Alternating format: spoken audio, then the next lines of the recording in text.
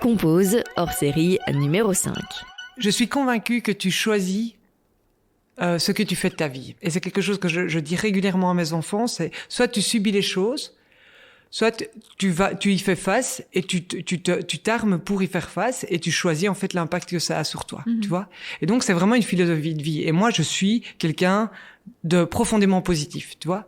Et donc je ne verrai jamais le verre à moitié vide, je le verrai à moitié plein. Et c'est peut-être une phrase un peu bateau, mais c'est vraiment quelque chose qui est hyper ancré chez moi et qui est hyper important parce que je veux dire des difficultés on en rencontre tous, toutes et toutes, et à toi, soit à les affronter et dire, voilà, ça fait partie de la vie et c'est peut-être pas un hasard que les choses arrivent comme ça et voilà, je dois me relever, j'en prends l'enseignement, mais ou bien tu te laisses abattre et puis tu t'endosses tout et t'as un gros fardeau sur le dos, quoi, tu vois. Ouais. Et donc vraiment, c'est pas pour prêcher la bonne parole ou voilà, c'est vraiment quelque chose dans lequel je crois profondément et je pense qu'en plus, au plus tu es positif, au plus les choses qui t'arrivent sont positives.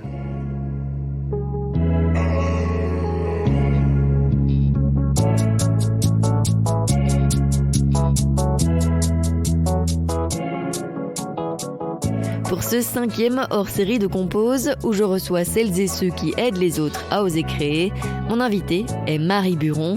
Marie, c'est la fondatrice de Womanly, une communauté d'entrepreneuses. Ensemble, on a parlé de son premier job, qui a été un cauchemar, du fait qu'elle préfère parler d'expérience plutôt que d'échec, de zone de confort, du statut d'indépendante qu'elle prend lorsqu'une opportunité se présente, de l'entrepreneuriat comme mentalité, du soutien de son mari, du genre dans le milieu professionnel, de la communauté Womanly, de son passé de sportive de haut niveau, de ses 4 enfants. Je vous souhaite une très belle écoute. Merci Marie d'être avec moi aujourd'hui sur Compose. Merci Julie de m'y inviter. Tu es donc l'invitée de mon 5e hors-série. Donc là, j'invite des gens qui aident les autres à oser créer parce que tu es la fondatrice de Womanly. J'aimerais bien qu'on commence par ça en fait. Tu peux m'expliquer un peu ce que c'est Womanly ? Alors, Womanly, c'est devenu... Au départ, ça se déclinait vraiment comme un espace de coworking dédié à l'entrepreneuriat féminin.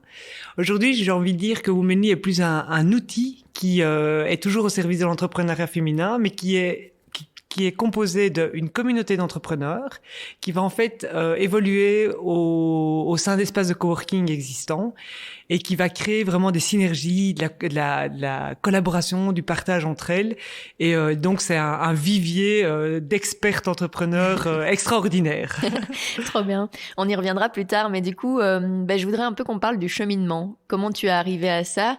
Tu as fait des études de communication et d'événementiel, c'est ça ?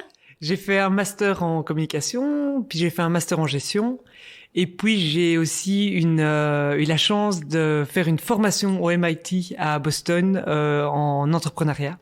Et donc, forte de tout ça, je suis devenue entrepreneur après avoir travaillé comme salarié pendant 16 ans. Oui, voilà. Qu'est-ce que tu faisais d'abord en salarié ? Quand t'es sortie des études, quelle était ton envie ? Alors, mon envie, honnêtement, j'ai toujours adoré l'événementiel. Et donc, j'avais envie de travailler dans l'événementiel.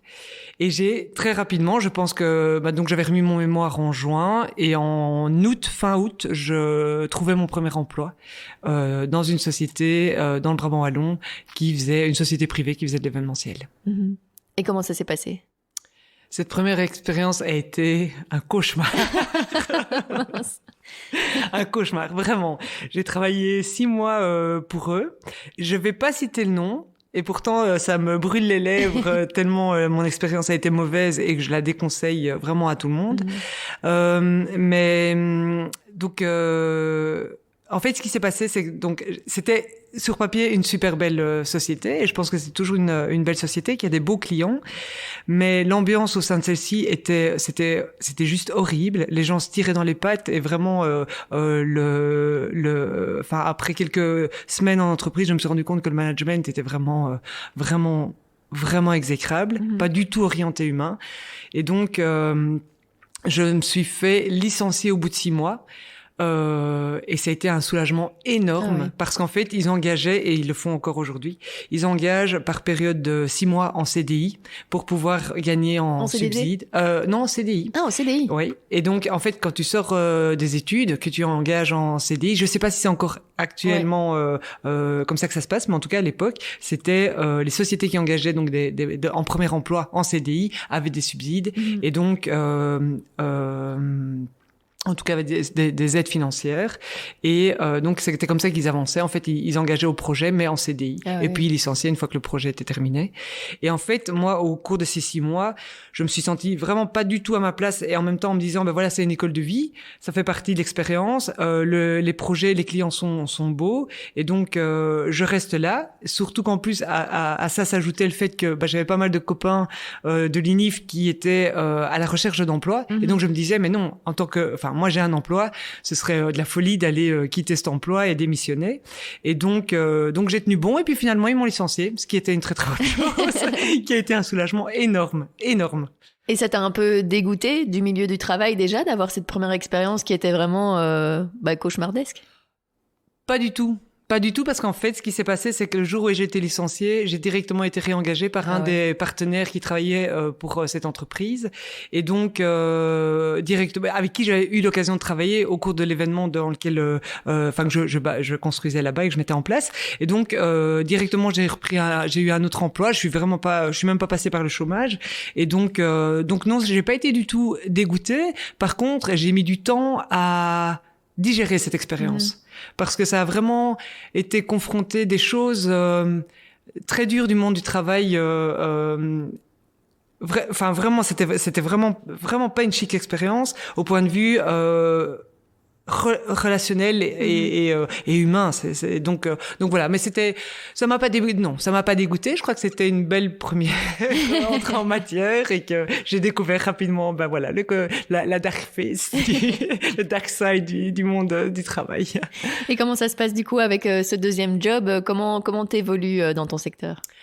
Alors, c'est très comique, mais j'ai envie de juste te dire, je sais pas si tu as déjà entendu, ou si les gens qui nous écoutent ont déjà regardé le discours de Steve Jobs lorsqu'il remet à la remise des diplômes de Stanford, où il parle de connecting the dots. Ouais. Mais voilà.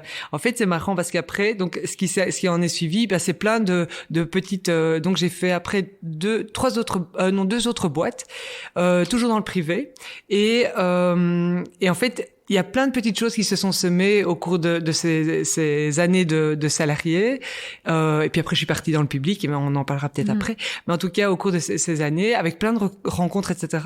Et en fait, il y a des choses qui se sont passées dans ma deuxième expérience de salarié qui ont un point commun avec la suite dans mon monde entrepreneurial maintenant. Tu vois ce que je veux dire? Ouais. Et donc en fait, les choses les opportunités se sont ouvertes. Pour répondre à ta question, les opportunités se sont ouvertes à moi, et les choses se sont passées comme elles se devaient, avec pas mal de découvertes. Donc j'ai été après dans une autre société, donc directement, qui travaillait dans l'audiovisuel. À l'époque, c'était encore l'époque des CD-ROM, et donc on faisait des films d'entreprise, etc.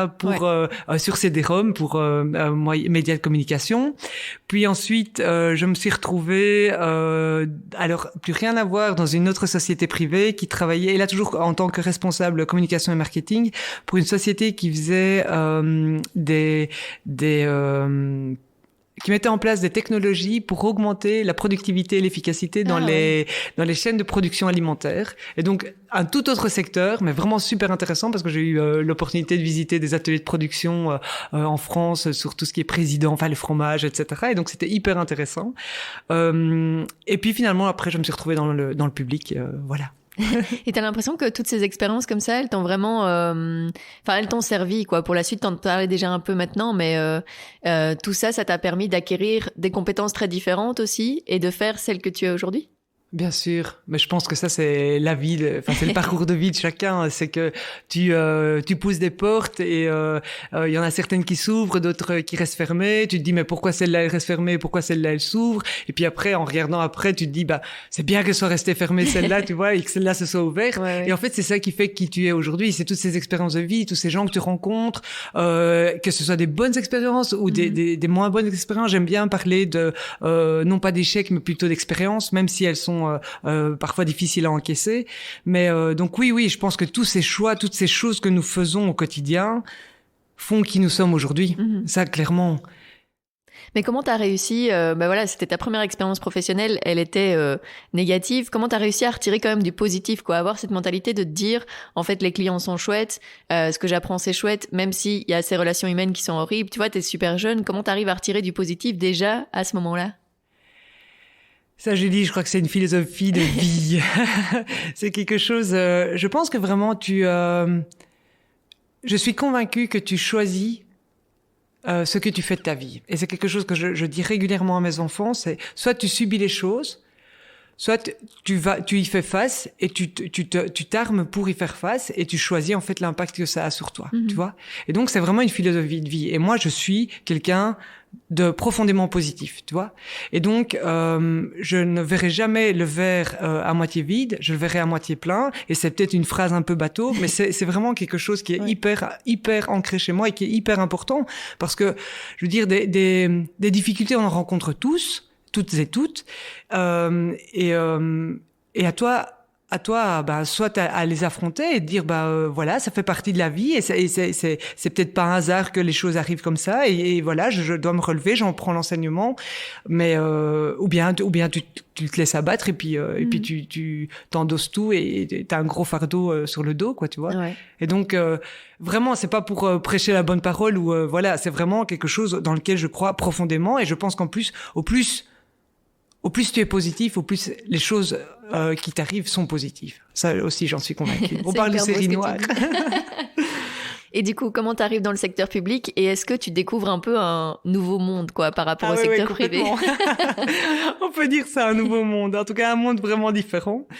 Alors c'est de nouveau donc on dit toujours qu'il n'y a pas de hasard, mais donc là c'est de nouveau, j'ai envie de dire plus par rapport au réseau que j'arrive dans le secteur public parce qu'en fait donc je quitte ce monde de salarié où je ne m'y retrouve plus. En fait, je vais t'avouer qu'à ce moment-là, dans ma dernière fonction, je me demandais, c'est dingue de dire ça aujourd'hui, hein, mais j'allais au boulot. Et des fois, je me disais, mais qu'est-ce que je vais faire de mes journées, quoi. C'est fou, hein. Ouais. C'est fou. Aujourd'hui, je sais même plus comment, enfin voilà, je voudrais trouver plein d'espace-temps pour pouvoir me dire, je fais tout ce que j'ai à faire. Mais là, à l'époque, des fois, je m'embêtais, quoi.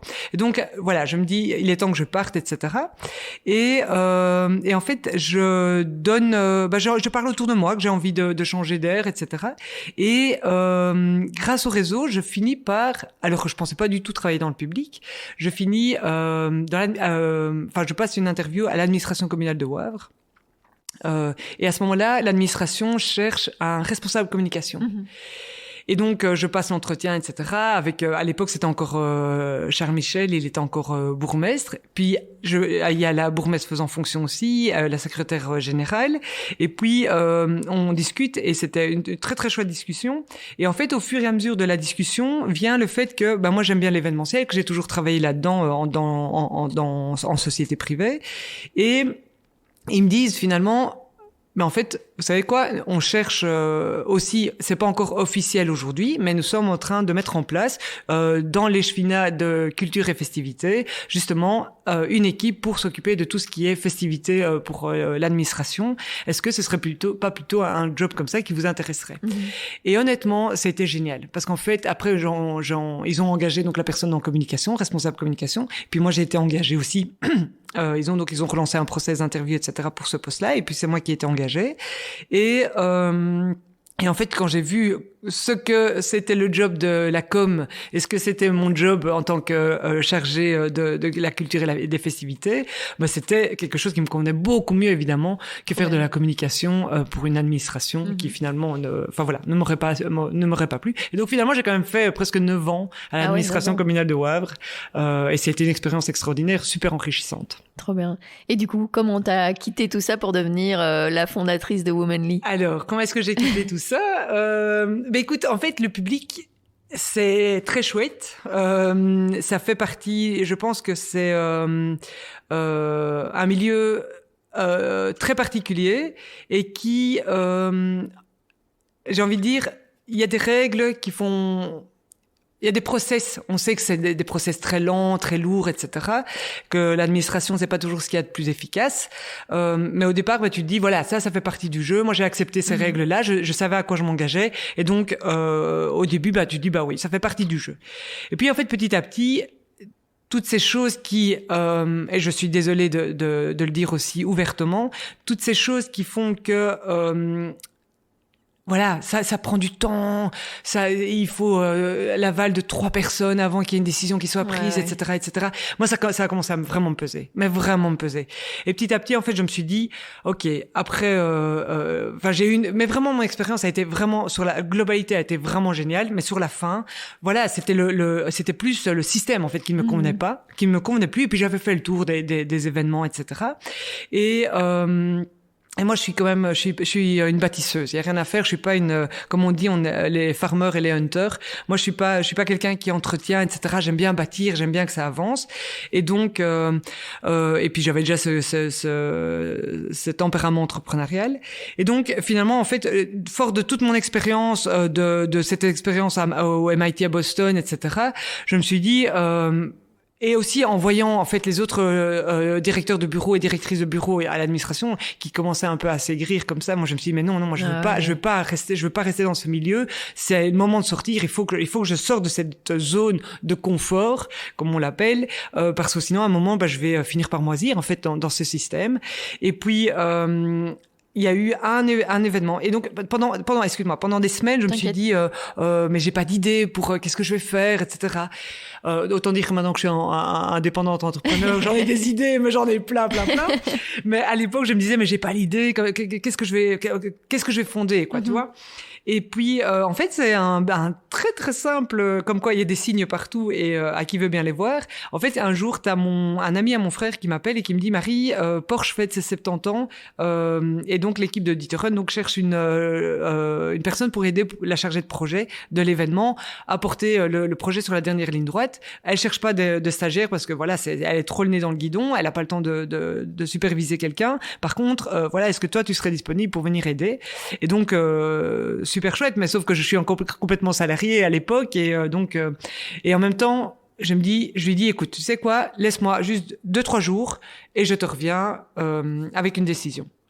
Je rentre chez moi, j'en discute avec Olivier, mon mari, et qui me dit mais Marie, mais vas-y fonce quoi, c'est ça, enfin vas-y, c'est l'opportunité, il faut que tu y ailles. Et donc en 2-3 jours, j'avais pris mon numéro de TVA et j'avais appelé tous mes différents secrétariats sociaux et puis voilà, ça s'est vite mis en place. Et voilà, en fait l'idée elle était là, ça a mis du temps à germer. Et puis en fait une fois que j'ai eu l'opportunité, voilà, je me suis dit en fait c'est ça que je dois faire, c'est quitter le fait de travailler pour quelqu'un d'autre, c'est vraiment construire mes propres rêves et pas ceux de quelqu'un d'autre en construisant moi-même mes propres événements, quoi, tu vois. Trop chouette. Et donc voilà. Et est-ce que tu avais des exemples autour de toi de personnes entrepreneuses comme ça? Alors, dans la famille, en fait, mes grands-parents avaient des fonctions. Enfin, donc d'un côté, ils étaient agriculteurs, de l'autre côté, ils étaient plutôt dans tout ce qui était médecine. Et donc, eux étaient des indépendants, entrepreneurs. Et par contre, mes parents sont salariés, mais avec un tempérament assez entrepreneurial. Et mon frère venait de se mettre comme indépendant, venait de se lancer comme indépendant, et donc il me disait Marie, ça t'irait bien aussi. Ah, oui. Donc il y avait une mentalité quand même dans la famille. Mais en fait, tu viens sur un sujet qui est très important pour moi, c'est que je trouve qu'il y a une énorme différence entre le fait d'être indépendant et le fait d'être entrepreneur. Ouais. Et pour moi, être indépendant, c'est vraiment de l'ordre du statut, que être entrepreneur, c'est vraiment l'ordre de l'état d'esprit, tu vois. Et donc un entrepreneur, pour moi, est quelqu'un qui va voir les opportunités là où les autres ne le voient pas, qui va en faire du business et en générer du profit, tu vois. Et donc, tu peux avoir des gens entrepreneurs, et souvent on les appelle d'ailleurs les intrapreneurs, qui sont en société. Et donc, dans la famille, il y a cet état d'esprit entrepreneurial, clairement, qui nous a été amené par mes parents, mes grands-parents, etc., même s'ils étaient salariés. Et tu penses que d'avoir le soutien de ton mari, ça t'a aidé aussi à te mais lancer? t'imagines pas. Ah ouais, mais non, c'est un, ah oui, mais oui, bien sûr, bien sûr. Je n'aurais pas pu me permettre avec 4 enfants, on a 4 enfants, Ouais. de me lancer comme indépendante comme je l'ai fait, oui, sans le soutien d'Olivier, bien sûr. Et on a fait un contrat entre nous, voilà, pour se donner une deadline, pour être rentable, etc. Et donc, c'est quelque chose de très précieux pour moi. Et pour lequel je le remercie, mais vraiment infiniment. Et d'ailleurs, j'ai énormément de respect pour toutes les solopreneurs ou tous les solopreneurs qui ont des enfants, etc. et qui se lancent dans l'entrepreneuriat parce que vraiment chapeau quoi. Aujourd'hui, je trouve qu'en Belgique, on n'est pas du tout assez aidé pour monter son entreprise. Ouais. Or pour moi, c'est vraiment l'avenir de demain. Quand je vois les grosses boîtes, il y a quand même beaucoup de grosses boîtes qui s'effondrent où les gens quittent en fait tout ce qui est corporate parce qu'en fait ils s'y retrouvent plus. Ça fait plus sens pour eux et donc je pense vraiment qu'aujourd'hui il faut encourager les gens à justement oser entreprendre et c'est vrai que moi ça a été un soutien, et ça reste encore un soutien au quotidien. Non seulement ça a été un énorme soutien financier parce qu'avant que je ne puisse régénérer le profit que je gagnais en tant que salarié, ça a mis du temps. Mais c'est aussi un soutien moral quotidien d'avoir quelqu'un auprès de soi qui te porte, qui t'aide, avec qui tu peux qui te challenge, qui brainstorm ou bien qui te dit aussi attends reste quand même ne t'éparpille pas ou toi et donc qui te rappelle la réalité aussi ou bien qui t'encourage. Donc oui, c'est un soutien énorme. Oui, est-ce que tu as été aidée à tes débuts en tant qu'entrepreneuse justement notamment pour la gestion financière, pour la gestion de tout l'administratif, etc. Est-ce que tu as eu des aides externes? Non. Donc moi je suis vraiment autodidacte dans mon parcours entrepreneurial et c'est une des raisons d'ailleurs pour laquelle Women League aujourd'hui existe. Le seul vraiment précieux cadeau, mais vraiment très très précieux cadeau que j'ai eu au début, je veux dire, je crois que j'étais déjà indépendante depuis au moins 1 an et demi, c'est de pouvoir être sélectionnée par le réseau Entreprendre Bruxelles, qui est pour moi un outil extraordinaire, vraiment au soutien des starters, vraiment. Ouais. Et comment ils t'ont aidé? Alors, il m'aide encore aujourd'hui en fait. Donc, le réseau Entreprendre, si tu veux, tu dois passer une sélection, une première sélection devant 3 personnes. Si après, si t'as au moins 2 personnes qui valident ton projet, tu passes devant un jury de 15 personnes. Et puis, t'es accepté ou t'es pas accepté. Si t'es pas accepté, tu peux repostuler par la suite. Si t'es accepté, c'est génial. Donc moi, j'ai été acceptée. Et en fait, ils t'offrent pendant 2 ans non seulement un business coach, donc il va t'être attribué, tu vas pouvoir aussi d'ailleurs valider le coach, tu vois, donc si c'est quelqu'un avec qui ça passe pas à l'énergie, etc., le courant passe pas, tu peux très bien, très sereinement dire voilà, on va changer. Mais par contre, moi ça a été tout de suite du tac au tac, ça a cliqué, c'est avec Tanguy Véninis, un gars extraordinaire. Et donc Tanguy donc m'accompagne comme ça de manière ponctuelle, donc et de manière totalement gratuite pour moi. Ah oui. Et à côté de ça, à côté de ce business coach, tu as aussi l'opportunité d'avoir tout un réseau, parce qu'en fait, tous les coachs au sein du réseau sont des chefs d'entreprise et donc qui ont un vécu qui ce sont vraiment des vrais mentors, quoi. Et donc c'est génial. Il y a aussi à côté de ça des événements de networking, mais aussi des conférences et puis aussi beaucoup d'ateliers. Maintenant, ils organisent par semaine, par exemple la semaine de la communication marketing, puis la semaine financière, et donc c'est vraiment génial. Il y a vraiment une source d'information, de soutien vraiment extraordinaire. Excellent. Ouais. Et comment, en fait, t'as eu ce déclic? Tu disais que voilà, tu cherchais un peu l'idée pour te lancer en tant qu'entrepreneuse. Comment t'as eu cette idée de Womanly? Pourquoi t'as eu cette envie justement de créer ce réseau de femmes? Alors, l'idée n'est pas de moi au départ. Donc, l'idée est de mon ancien associé qui avait le souhait de créer un espace de coworking et qui s'est dit, en fait, il y a énormément déjà d'acteurs sur le marché. Donc, si je ne crée pas une niche à mon espace, je ne risque pas j'ai peu de chances de m'en sortir. Ouais. Et donc, il y a 5 ans d'ici, on parlait de plus en plus et on commençait seulement vraiment à parler de la place de la femme dans le monde économique.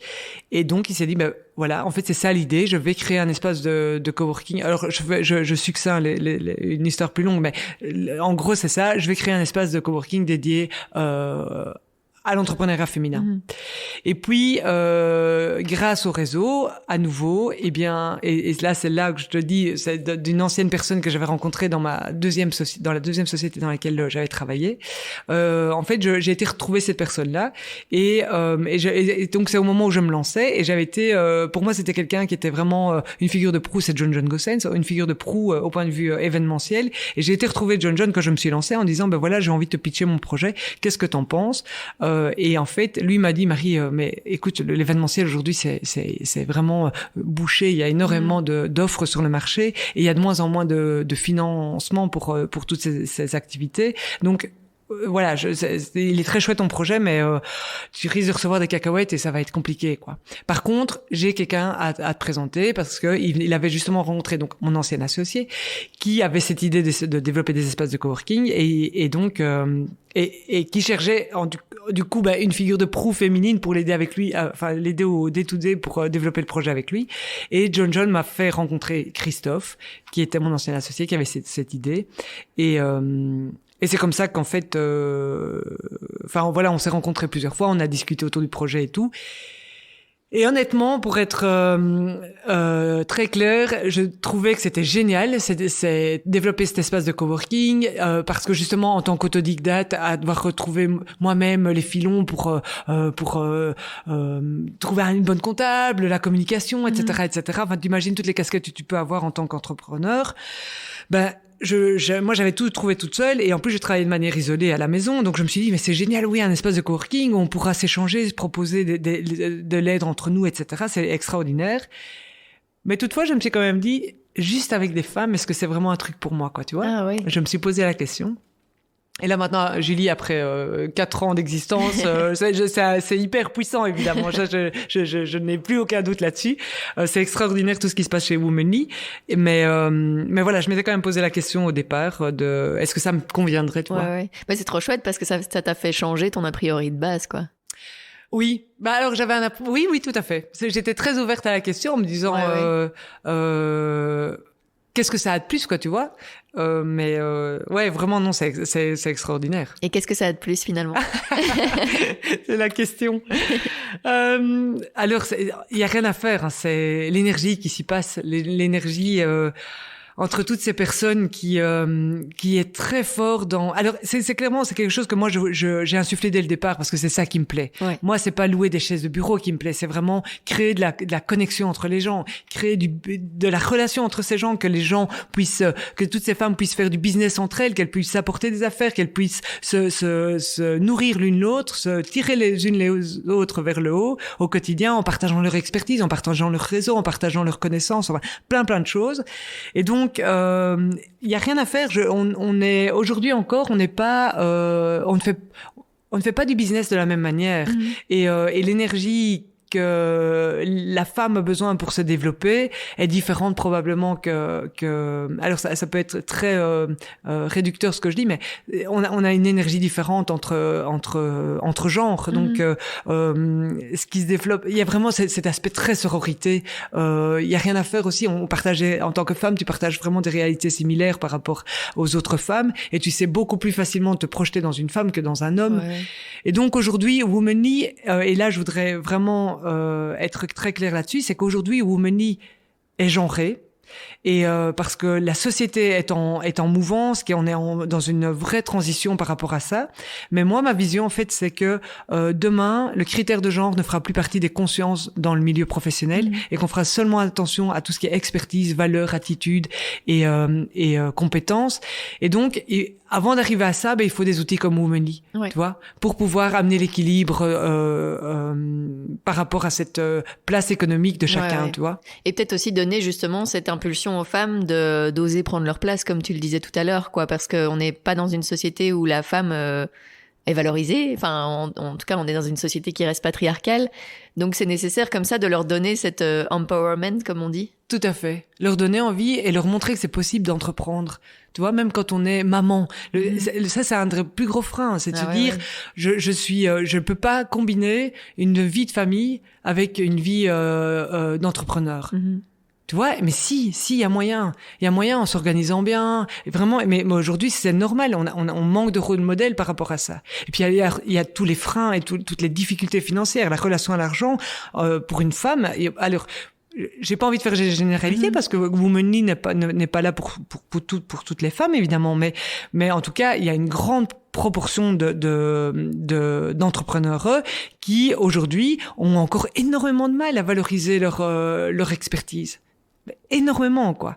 Et pourtant, elles ont tout ce qu'il faut pour pouvoir y arriver, quoi. Donc, mais c'est vraiment tous ces biais que la société met aux femmes, mais aussi tous les biais que les femmes se mettent elles-mêmes. On est les premières auto-sabotrices, comme ça on dit. Et donc oui, c'est important, et c'est ça aussi. En fait, aujourd'hui, quand on me dit on manque de rôle modèle féminin, moi, j'ai envie de leur dire, mais non, allez, ouvrez vos yeux, il y en a, t'en rencontres tous les jours, quoi. Mais c'est vrai que dans les médias, dans les cadres, en entreprise, etc., elles sont encore fort absentes. Et puis, il faut rendre ces rôles modèles aussi accessibles, parce qu'on peut se dire, finalement, cette femme-là, oui, elle est à ce stade-là, mais est-ce que elle a le même parcours que moi? Est-ce qu'elle a le même background familial, financier, etc. C'est ça dont on a besoin, c'est des rôles modèles, mais qui soient accessibles. Tout à fait. Oui, tout à fait. Entièrement d'accord. Et donc, Womanly, c'est en février 2020 que tu l'as ouvert, donc 1 mois avant le confinement. Est-ce que ça t'a fait peur de voir que, voilà, d'un coup, tout s'arrêtait alors que tu venais de lancer cet espace? Non, mais attends, mais ça a été la merde. C'est pas que ça m'a fait peur, ça a été horrible, mais juste horrible. Il faut bien se dire que donc on se retrouve, donc on ouvre ici le 6 février, on a une super couverture de presse, j'ai une super Pierre qui m'aide pour ça, qui s'appelle Nathalie Watrin, et franchement j'en fais sa pub parce qu'elle est extraordinaire.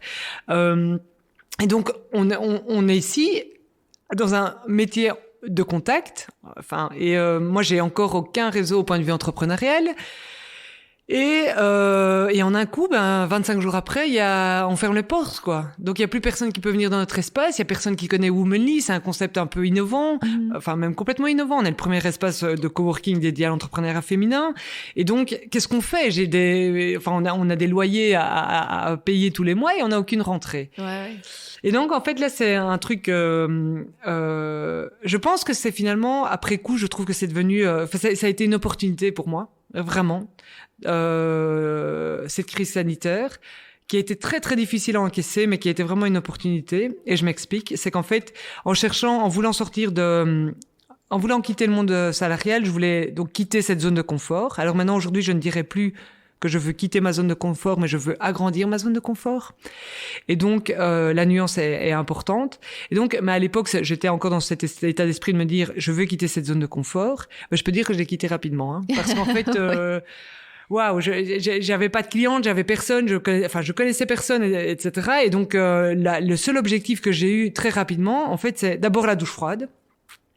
Où je venais ici, dans ce grand bâtiment, où il n'y avait pas encore une entreprise. On était, je pense, 2, parce qu'il y avait un autre gars, d'ailleurs, avec qui on blague très souvent maintenant, qui est toujours là aussi, qui était dans l'espace de coworking Business. Et donc, on se voyait de temps en temps. Mais j'arrivais ici, moi, j'allumais le plomb. Donc, et puis je refermais le plomb quand je partais, quoi. Donc, puisqu'il y avait plus personne. Et en fait, j'ai eu ce sentiment horrible de me sentir très seule, parce qu'en fait aussi, ce qui s'est passé, c'est que mon ancien associé et moi, on n'a pas du tout géré la crise de la même manière, et donc voilà, je m'étalerai pas sur les choses, mais on s'est plus retrouvé du tout, et donc lui a été très très absent. Et en fait, moi, je me suis retrouvée en me disant, ok, je suis plus dans le monde salarié ici. J'ai plus un petit salaire qui me tombe tous les mois sur mon compte, et je le savais. Mais le fait de se retrouver dans cette situation a été quand même très impactant. Et le fait de le vivre, c'est autre chose que de le savoir. Et donc, si moi je ne me bouge pas, il y a personne qui le fera pour moi, quoi.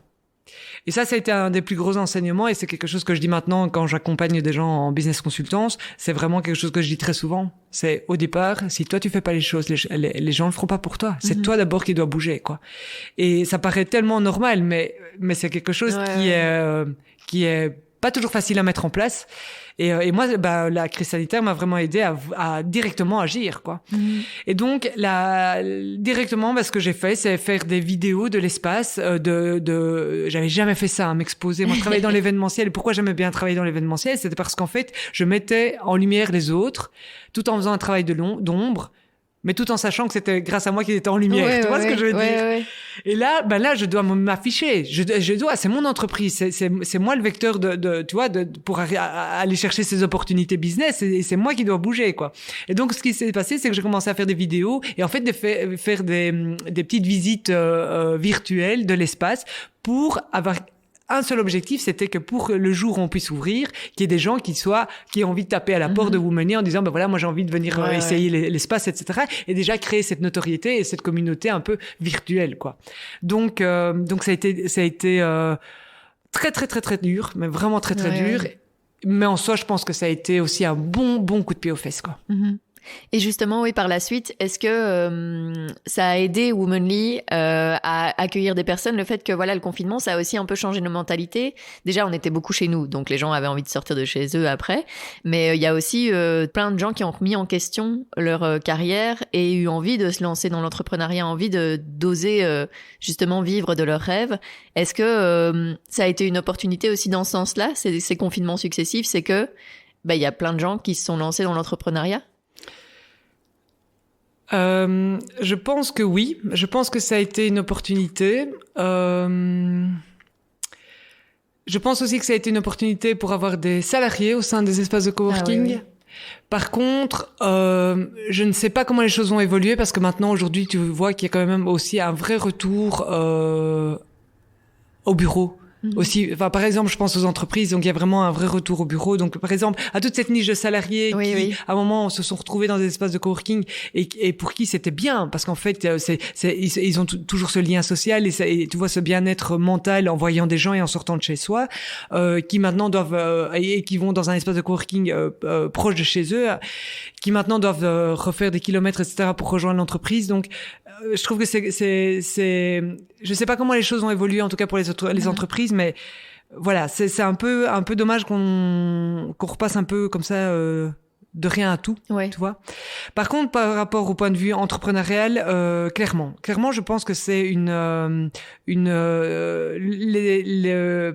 confinement a fait en sorte qu'on parle plus peut-être d'espaces de coworking pour justement recréer le lien social, etc. Maintenant, il y a espace de coworking. Il y a des espaces de coworking où les gens en fait ne se parlent pas.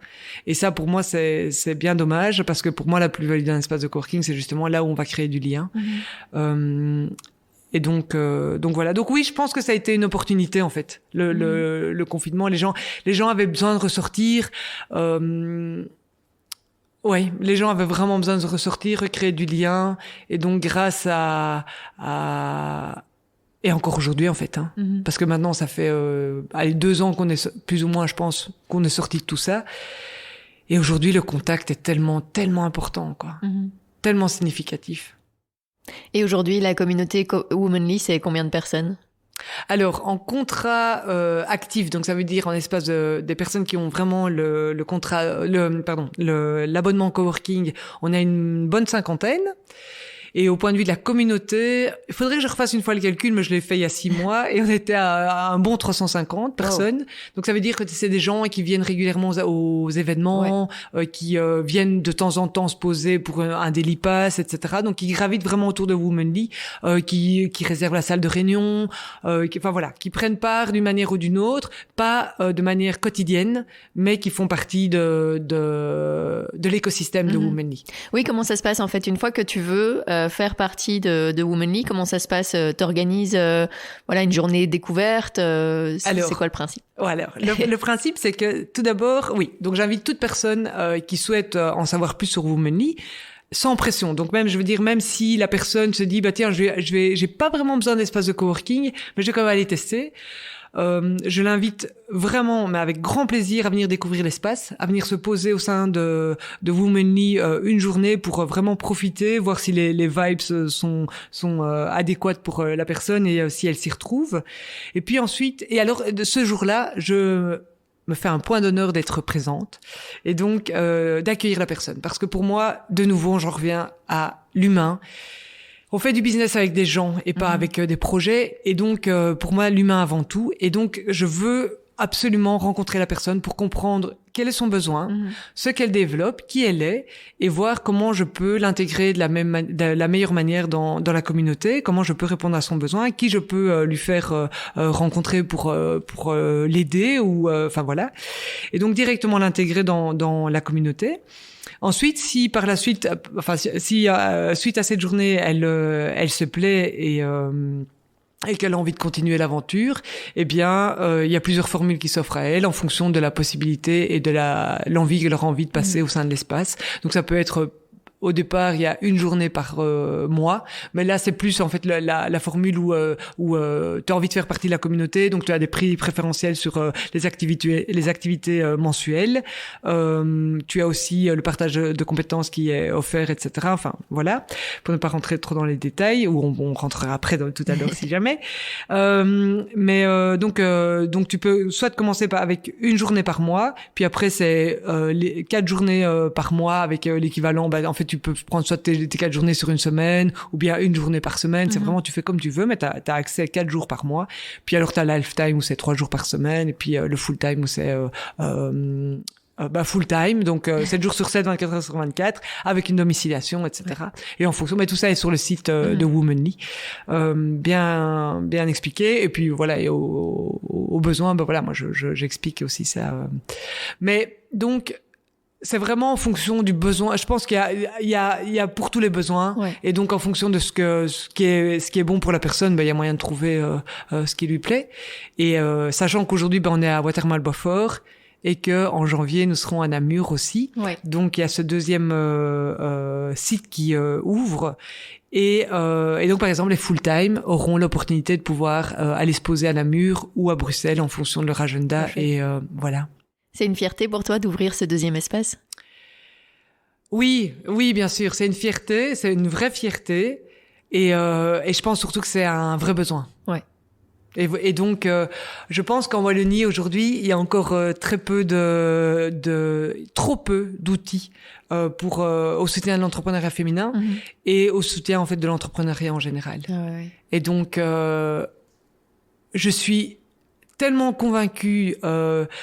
Le chemin de l'entrepreneur est tellement parfois difficile, et semé d'embûches et plein de doutes, et même quand c'est même dans les succès, en fait, c'est bien d'être entouré. Et donc surtout, il faut pas rester isolé, quoi. Il faut vraiment pouvoir partager avec d'autres qui vivent les mêmes choses que nous, qui font face aux mêmes situations que nous, pour pouvoir vraiment s'entraider. Et donc rejoindre un espace de coworking, pour moi, ça fait tellement sens, quoi. Parce que les espaces de coworking, quand ils sont dans une bonne dynamique, sont des viviers d'expertise et de talent dont il faut bénéficier, tu vois. Et donc, je pense que oui, le deuxième espace, mais c'est bien au-delà de la fierté. C'est vraiment une évidence, en fait. Très chouette.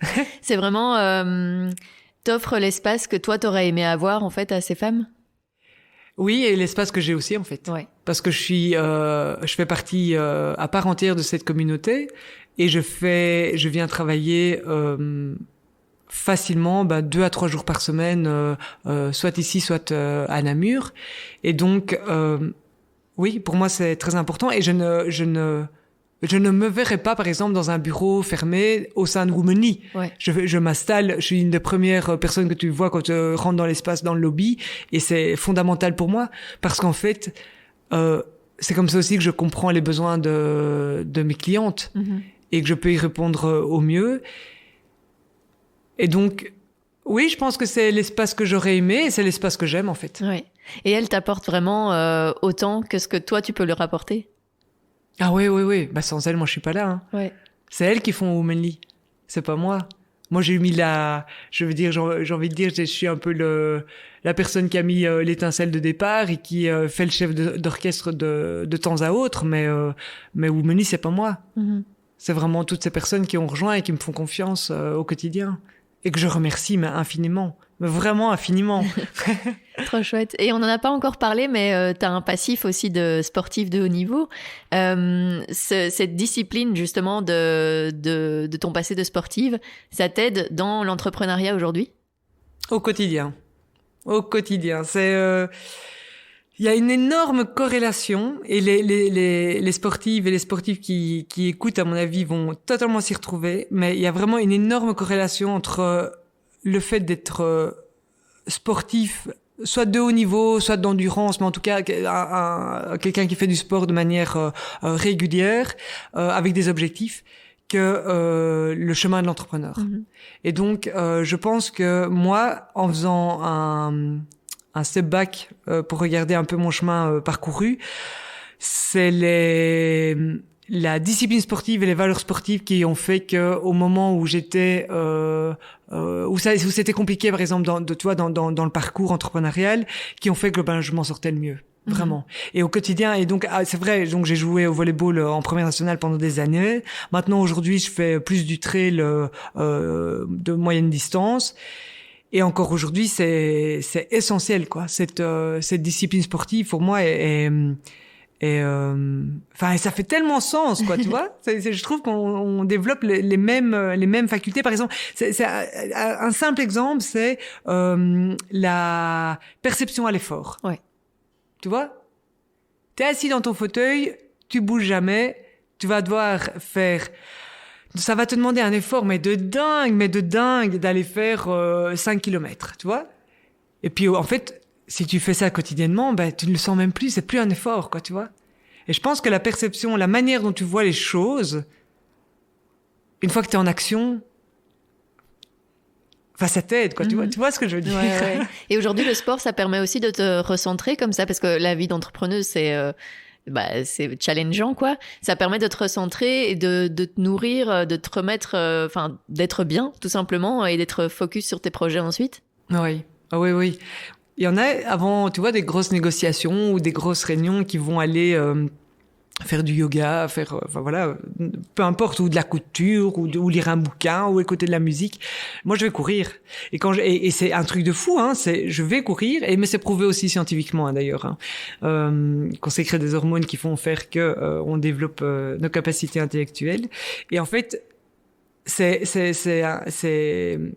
quand je vais courir, les choses vraiment se structurent dans ma tête et se renforce vraiment de manière hyper forte.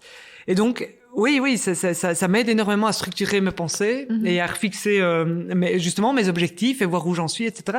Et en fait, ce qui est fou, c'est que les semaines où où je me dis j'ai pas le temps d'aller courir, parce que normalement le mercredi matin je vais toujours courir. Si par exemple je ne vais pas courir un mercredi matin, ça a une conséquence négative sur le reste. Ah ouais, mais complètement, quoi. Et je dis pas que voilà, moi c'est le sport. J'imagine qu'il y a d'autres personnes qui ont d'autres activités. Chacun trouve l'activité qui lui convient. Mais ça, c'est un truc que je conseille énormément. C'est surtout, prends-toi au moins 2 fois 2 heures. Et c'est pas encore, peut-être certains diront c'est pas suffisant, mais moi c'est ce que je me mets aujourd'hui. C'est au moins 2 fois 2 heures par semaine pour du temps pour moi. Et là, moi, je vais courir, quoi. Et en fait, c'est dur parce qu'on se dit j'ai pas le temps, alors que c'est plus il faut prendre le temps, quoi. Il faut prendre le temps parce que tu vas le gagner après. Ouais. C'est tout ça va tellement te faire du bien, tellement te ressourcer qu'en fait c'est un gain de temps. Mais c'est vrai que tangiblement, temporellement, c'est vrai qu'on se dit non, en fait je vais perdre mon temps. Mais non, pas du tout, quoi. Et depuis octobre, t'es devenue aussi, tu t'en as un peu parlé tantôt, t'es devenue consultante en business développement. Pourquoi il y a cette partie-là que tu voulais rajouter comme ça dans ton quotidien ? Tout d'abord parce que c'est quelque chose que je fais depuis facilement 3 bonnes années, de manière informelle. Et là aujourd'hui, donc depuis quelques mois, j'ai voulu vraiment le déposer. Parce que je me suis rendu compte d'abord de la valeur que ça avait, donc ça c'est une chose importante. Et puis c'est parce que et aussi parce que j'ai voulu, en le déposant, me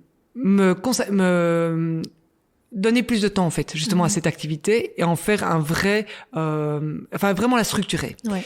Et donc, j'adore ça. En fait, j'adore vraiment. Il y a deux axes à ma consultance. Donc, comme je te le disais en amont, enfin avant l'enregistrement, c'est que je ne suis pas une coach et je ne veux pas me prétendre comme coach. Je suis pas certifiée avec plein de choses qu'on pourrait avoir, plein de certificats qu'on pourrait avoir. Par contre, je veux partager vraiment mon expertise par rapport au développement entrepreneurial. Et ça se fait sur deux axes. C'est vraiment tout ce qui est développement stratégique du business. Ça peut être donc retravailler son positionnement, ça peut être retravailler ses objectifs, enfin vraiment ça peut aller dans plein de domaines, développement stratégique pur. Et si ça fait plus partie de mon champ de compétences, à ce moment-là, j'ai un réseau assez large pour trouver des personnes qui peuvent être des personnes ressources avec qui je peux recommander. Et à côté de cet axe développement stratégique, il y a le côté et justement là ça rejoint mon passé sportif mon passé qui est encore actuel, sportif, du développement mindset. Parce que pour moi, la base de chez base, c'est que l'état d'esprit dans lequel tu fais les choses a un résultat mais vraiment significatif sur ou en tout cas l'état d'esprit dans lequel tu fais les choses a un impact significatif sur le résultat de tes actions. Voilà, c'est plus clair dit comme ça. Et pour moi c'est essentiel. Si toi-même tu n'es pas déjà convaincu que tu es experte ou expert et le meilleur dans ce que tu fais et que tu amènes vraiment une solution à quelqu'un qui a un besoin, mais comment les autres vont pouvoir être convaincus de ça, tu vois? Et donc c'est simplement se dire dans chaque situation, c'est se mettre dans le bon état d'esprit pour se donner les meilleures chances d'y arriver. Parce que c'est juste. Pas parce que je vais aller mentir ou raconter des bêtises, parce que c'est juste, tu vois. Et donc, en fait, au fur et à mesure des accompagnements, je me rends compte que ce côté, en fait, état d'esprit prend de plus en plus place par rapport au développement stratégique, si ce n'est que après chaque accompagnement, les gens ressortent vraiment avec des actions claires et nettes à mettre en place jusqu'aux prochaines séances. Parce que moi, je trouve que il y a énormément d'outils aujourd'hui qui nous sont donnés pour faire de l'introspection, pour le développement personnel, enfin voilà, et c'est super, c'est très chouette. Mais à un moment, il faut avancer, quoi. Et donc, il faut de nouveau, et c'est là de nouveau le côté sportif qui parle, il faut se mettre dans l'action. Il y a rien à faire. Tu peux lire des bouquins sur le marathon et devenir vraiment et connaître tout du marathonien. Si toi tu ne te mets pas un moment dans le mouvement et que tu ne fais pas les choses, personne ne le fera pour toi, tu vois. Et donc c'est très important pour moi d'être dans l'action et c'est step by step. Et là ce matin j'avais encore je recevais une personne et la première chose qu'on a fait, ça fait la 3e fois qu'on se voit et là maintenant on a vraiment mis un plan d'action en place pour que elle ait une ligne de conduite, une ligne directrice et elle peut sortir peut-être de ce plan d'action, tu vois, mais en même temps elle sait où elle va et elle a déjà une conduite qui est structurée, quoi. Et donc voilà. Pourquoi c'est si important pour toi d'aider les autres? Ah, c'est une bonne question. Très très bonne question. Parce que je crois fondamentalement, comme ça à chaud, que tout le monde y a droit. Tout le monde a droit à réussir, tu vois. Vraiment, tout le monde a droit. Et quand je dis derrière réussir, on met ce qu'on veut. Hein. Ça peut être trouver sa place, ça peut être gagner beaucoup d'argent, ça peut être avoir une belle maison, j'en sais rien. Enfin, peu importe, avoir les meilleurs amis du monde, je sais pas. Vraiment, tu mets ce que tu veux derrière réussir. Mais ça me fait des fois, mais tellement pas mal, mais ça m'attriste des fois vraiment très très fort quand je vois que les gens ont tout ce qu'il faut, tu vois, pour y arriver et qu'il manque mais juste des petites choses, quoi. Et que juste avec un petit peu d'encouragement ou un petit peu de soutien ou d'entraide, enfin, ou d'aide par rapport à justement, on en parle de ces petites actions à mettre en place, etc., il pourrait vraiment y arriver. Voilà, moi je me dis autant aider, non? Et puis ça fait partie je sais pas, de l'impact que j'ai envie de mettre, tu vois, dans ce monde, de se dire, bah voilà, au moins j'aurais apporté ma petite pierre, elle sera peut-être totalement infime par rapport à tout ce qu'il y a à faire, tu vois, mais ça fait sens, quoi, tu vois. Et si j'ai envie et si demain on peut être quelqu'un, enfin, si on peut garder une idée, tiens, Marie Buron, bah, qu'est-ce qu'elle a fait? Bah, elle aura peut-être fait, bouger ou faire réussir ou aider à faire réussir X entrepreneurs ou X entrepreneurs et non genrés, tu vois, et tant mieux. Moi je crois que il y a une place pour tout le monde. Trop chouette. Et c'est une question difficile, hein. Bah, je vais pas te poser que des questions faciles. Et merde, du coup, j'ai oublié ma question suivante. Oui, bah, je pense que beaucoup de personnes qui écoutent cet épisode doivent se demander ça. Comment t'arrives à gérer tout ça, à gérer Womanly, à gérer le fait d'être une maman de 4 enfants, le fait de gérer ta vie sportive aussi. Je sais que t'as une vie sociale assez remplie aussi parce qu'on se connaît bien. Comment t'arrives à gérer tout ça? Alors, d'abord, je pense que c'est de l'organisation. Ça, c'est clair et net. C'est de l'organisation. Par contre, quelque chose qui est important aussi, c'est que, et c'est en fait, c'est il y a pas si longtemps, j'ai vraiment appris à dire non aussi. Et ça, si je peux donner un conseil, il faut être égoïste. Et en fait, être égoïste, c'est se respecter soi. C'est quelque chose qu'on entend aussi souvent, mais c'est vrai, c'est tellement vrai. C'est se respecter soi et se respecter les autres. Et en fait, avant, j'acceptais, avant d'être entrepreneur, enfin, ou en tout cas jusqu'au début de l'entrepreneuriat. J'acceptais, je disais rarement non, vraiment. Jusqu'au jour où en fait je me suis rendu compte que je pouvais plus continuer comme ça et que ce n'était pas bon. Enfin, ça n'allait pas. C'était pas possible de pouvoir. Si je voulais entreprendre tout ce que je voulais entreprendre, que ce soit dans le privé ou dans le professionnel, je devais absolument me structurer et mettre des limites. Et donc en fait, je pense que le fait de pouvoir se mettre des limites et deux choses. Le fait d'abord de pouvoir se mettre des limites et de pouvoir mettre des limites du coup aux autres et donc de pouvoir dire non, ça c'est essentiel. Et la deuxième chose que je voudrais ajouter aussi, c'est le sens pourquoi tu fais les choses, tu vois. Et en fait, tout ce que je fais aujourd'hui, j'essaye un maximum d'écouter mon intuition et de me dire, mais est-ce que ça fait vraiment sens? Est-ce que c'est vraiment aligné avec qui je suis et avec ce que j'ai envie de développer, ce que j'ai envie pour mon entourage, etc. Et donc, je trouve que je suis beaucoup plus à l'écoute, tu vois, de moi-même que ce que je n'étais il y a encore, je veux dire 2 ans, tu vois. Et donc, c'est très important je pense, j'ai encore envie d'ajouter un truc, c'est de se dire aussi, et ça c'est assez récent comme prise de conscience, en fait, tu vois, je trouve que en Europe, on est encore dans cette mentalité de se dire on doit être un peu bon dans tout, tu vois. Par rapport aux États-Unis, moi j'ai fait 1 an aux États-Unis après Mareto, et puis il y a eu le MIT aussi. Aux États-Unis, tu es obligé, tu dois, je pense aussi être quand même, en tout cas t'en sortir un peu. Mais par contre, là où c'est fort différent, c'est que excelle dans ce que tu es bon, tu vois, performe dans ce que tu es bon. Et aujourd'hui, moi, j'ai envie de capitaliser dans ce dans quoi je suis bonne, tu vois. Et j'ai pas peur de dire aujourd'hui, je m'enrichis en faisant ce que j'aime, tu vois. Ouais. Et donc, quand je dis je m'enrichis, c'est financièrement, mais c'est aussi psychologiquement, moralement et mentalement, etc. Donc, c'est vraiment se dire, je capitalise dans ce quoi je suis vraiment bien et ce qui me nourrit, tu vois. Et le reste, j'essaie de déléguer. Tu vois, et en fait, je pense qu'au début, quand t'es entrepreneur, t'as pas le choix, t'es obligé de faire un peu tout. Et je pense que c'est aussi d'ailleurs une bonne chose parce que ça te permet de découvrir toutes les facettes, tu vois, et de savoir, t'as mis aussi les mains dans le cambouis. Et donc le jour où tu vas faire appel à quelqu'un pour s'occuper d'une partie de ton business, etc. Tu sais, tu l'as fait. Et donc c'est plus facile aussi de pouvoir après épauler la personne ou en tout cas la former et après aussi brainstormer avec elle, etc. Parce que t'auras vécu ce qu'elle qu'elle vit.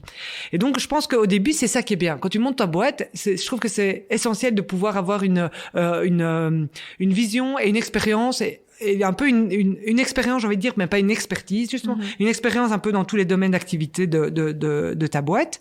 Mais par contre, à un moment, je crois qu'il est bien aussi de pouvoir s'entourer et de pouvoir, justement, capitaliser ce dans quoi on est, dans nos forces, quoi, tu vois. Et d'ailleurs, dans ce sens-là, pour pousser les choses et jusqu'au bout, c'est qu'aujourd'hui, je recherche vraiment à m'entourer. Mais j'ai mis du temps à le concrétiser, j'ai envie de dire. Mais voilà, aujourd'hui, est-ce que je recherche une nouvelle associée ou une nouvelle partenaire? Enfin, je ne sais pas très bien. Mais clairement, j'ai envie de Womanly. Si je veux que Womanly, par exemple, évolue, et si moi j'ai envie aussi de pouvoir me consacrer un peu et développer un peu plus cette activité de business consultance, aujourd'hui, j'ai envie de lâcher toute une partie du day-to-day de Womanly pour pouvoir me consacrer au développement de la communauté et pouvoir passer encore plus de temps avec les gens, etc. Et de savoir comment je peux encore vraiment plus les porter pour qu'ils performent dans ce qu'ils souhaitent. Mais ça veut dire que pour ça, je dois lâcher tout ce dans quoi je ne suis pas, je n'ai plus une valeur ajoutée, tu vois. Et donc, je le dépose que aujourd'hui, pour l'instant, voilà, je suis à la recherche d'éventuellement, mais d'une personne, tu vois. Parce que quand je dis ça, on me dit, et donc t'as un job description, etc. Pas du tout. Pas du tout. Tu fais du business avec des gens et pas avec des job description. Donc voilà. Et ça te fait pas, ça te fait pas bizarre, entre guillemets, je trouve pas d'autres termes, mais de déléguer une partie comme ça de ton bébé, Womanly? Ah, c'est bien que tu me dises ça. Parce que justement, je ne suis plus en accord avec Womanly n'est plus mon bébé. Ouais. Tu vois? Et là, ça a été un gros shift aussi, très important pour moi, où je me suis dit, mais en fait, si je veux que cette société évolue, si je veux que ma boîte évolue, mon entreprise évolue, ben je dois en fait m'en détacher complètement, tu vois. Et complètement, non, pas complètement, parce que voilà, ça reste vraiment une partie de mon ADN, tu vois. Ouais. Mais par contre, ça n'est plus mon bébé. Je suis prête à partager avec, tu vois, en fonction de la personne, en fonction de ses attentes, etc. Je coupe le cordon, quoi. Et ça me va bien. Ça me va vraiment bien. T'es fière de montrer cet exemple de création d'entreprise, même de connaissance de toi-même, de tout, la version que tu es aujourd'hui. T'es fière de la montrer comme ça à tes enfants? Oui. De leur montrer en fait que c'est possible, tu vois. Oui, je suis très très fière je suis très très fière de ça. Et je sais qu'ils en sont très fiers aussi parce qu'ils me le disent régulièrement. Ouais, c'est vraiment très très chouette. Et je pense que c'est un chouette enseignement. Et du coup, j'ai envie de rebondir sur ce dont on parlait tout à l'heure par rapport au fait d'entreprendre et avoir des enfants. Donc souvent, c'est un des freins. Je vais pas commencer maintenant parce que les enfants sont trop petits, etc. Je suis pas sûre que ce soit une bonne. C'est une excuse, ça. Vraiment. Je pense que les enfants sont juste extraordinaires quand on est juste clair avec eux et qu'on communique avec eux. Ils sont tout à fait capables de comprendre que il y a des choses qui vont changer ou une dynamique qui va changer, une nouvelle organisation qui va se mettre en place, mais ils sont tout à fait capables de la comprendre et une fois que c'est expliqué et d'en faire un bénéfice aussi. Et franchement, au début, c'est vrai, il m'arrivait, quand j'étais salarié, je disais rarement non quand on allait, je vais pas faire des courses, ils sont pas très demandeurs, mais enfin voilà. Et puis il y a un moment où non, c'était plus possible, quoi. Un euro qui sortait, c'était tellement, c'était l'euro qui sortait et cet euro allait peut-être faire la différence.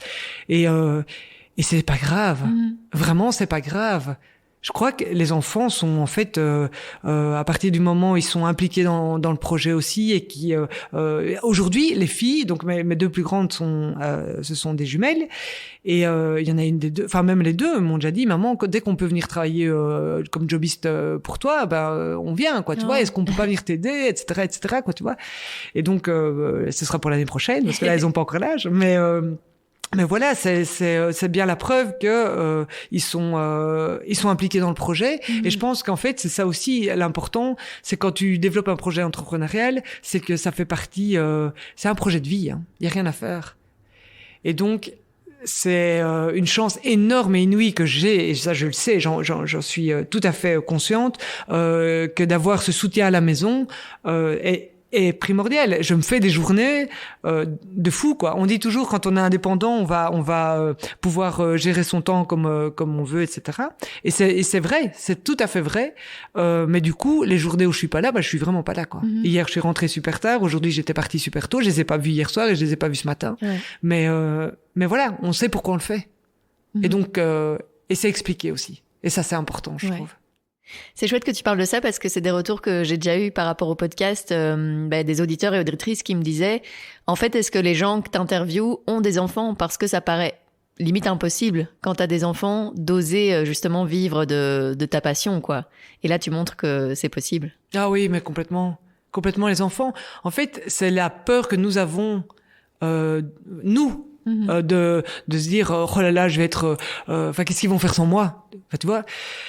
Mais ça, je pense, voilà, chacun fait l'éducation comme il peut et comme il veut. Mais je pense que ça, c'est pas du tout un mauvais exemple que de montrer que ça les rend autonomes aussi, tu vois. Je veux dire, pendant, et c'est vrai, pendant le confinement. Moi, je me souviens, j'avais des amis et amies qui avaient des enfants et qui me disaient, mais oh là là, moi j'en peux plus, je dois tout le temps m'en occuper, on doit faire des activités, des bricolages. Mais en fait, moi pas. Vraiment, moi pas. Ils ont été extraordinaires. Ils se sont, ils se sont occupés entre eux, quoi. Et donc, et bien sûr, on était plus cool puisqu'ils étaient à la maison. Donc voilà, les journées étaient, l'organisation des journées était différente. Mais à côté de ça, ils se sont occupés vraiment brillamment, quoi.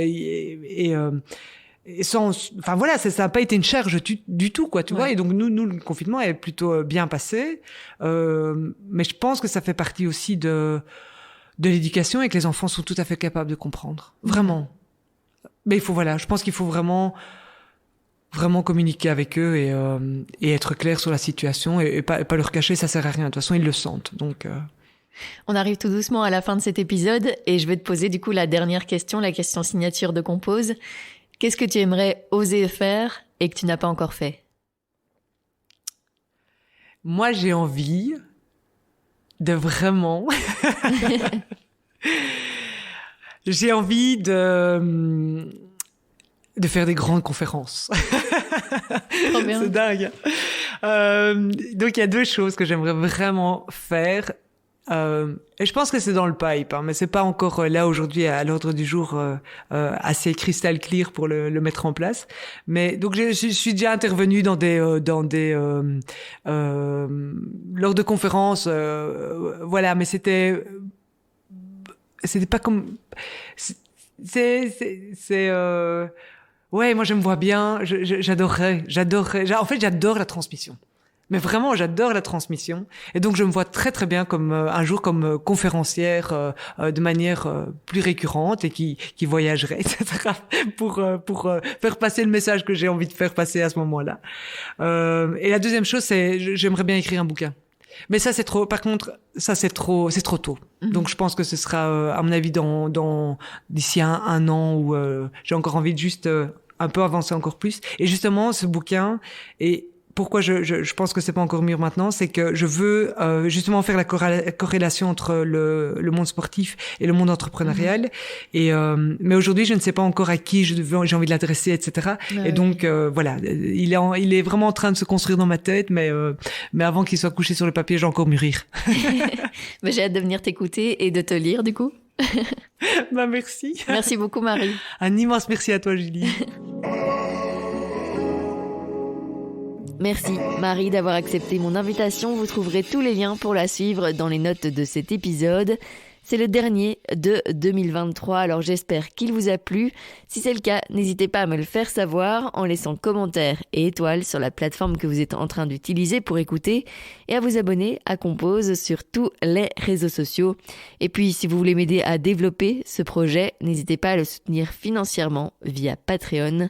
Compose est un podcast réalisé entièrement par moi, Julie Mouvet. Le générique a été produit par le talentueux Nucci. Rendez-vous en janvier pour le prochain épisode.